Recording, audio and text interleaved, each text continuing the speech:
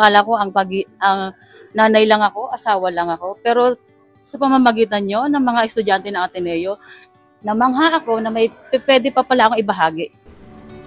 Ang Team Sandigan ng Silangan ay isang grupo ng mga estudyante mula sa AB Development Studies ng Ateneo de Manila University na nakikipagtulungan sa ERDA Parents ng Barangay Bagong Silangan at ERDA Foundation sa pagpapatupad ng Project Siglakas, Empowering Barangay Bagong Silangan Parents for Health Resilience and Advocacy.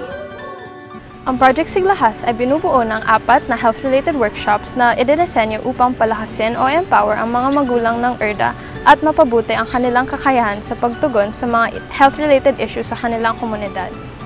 Naka-align ang bawat workshop ng proyektong ito sa socio-ecological model of health kung saan binibigyang pansin ang iba't ibang hakbang upang mapasigla at mapalahas hindi lang ang ERDA parents na naging kalahok sa proyekto, kundi pati na rin ang lipunan na kanilang kinagagalawan.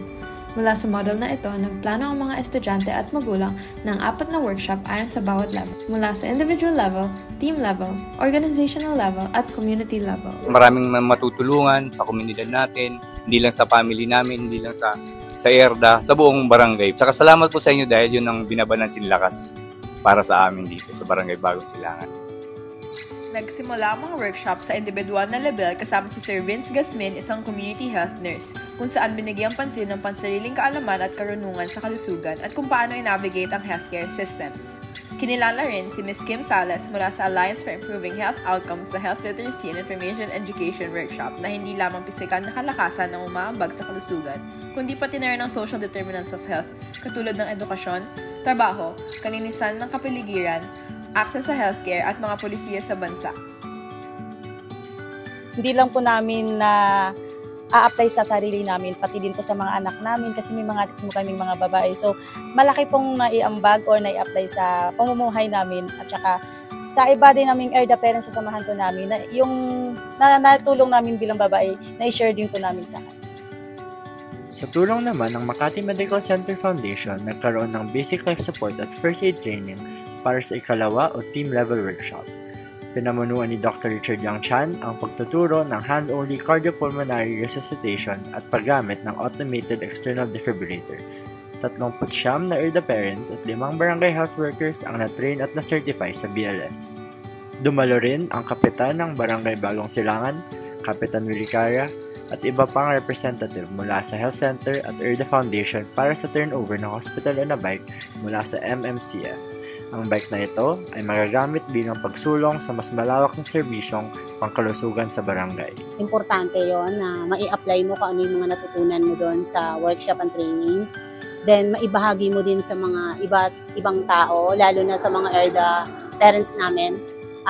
Ma-re-echo namin. Kasama sa capacity training ng ERDA parents ay ang effective communication upang matukoy ang tamang pamamaraan ng pakikipag-ugnayan sa kanilang organisasyon at sa iba pang stakeholders.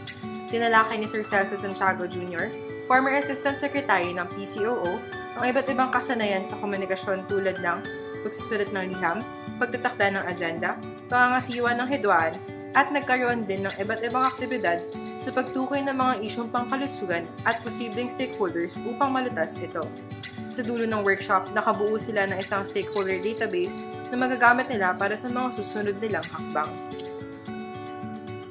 Sa ikahuling workshop ng Project Siglakas, sinamahan tayo ni Ms. Kayla Seda, Health Education and Promotion Officer mula sa Health Promotion Bureau ng Department of Health. Nakabuo ang ERDA parents ng 3 Community Health Advocacy Plan na naglalahad ng kanilang hangaring pag-uunlad ng kalusugan sa kanilang barangay.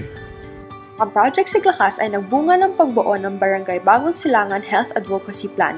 Ito ay naglalaman ng mga nais makamit ng mga miyembro ng Samahan ng Mga Magulang sa Bagong Silangan para sa mga miyembro ng komunidad.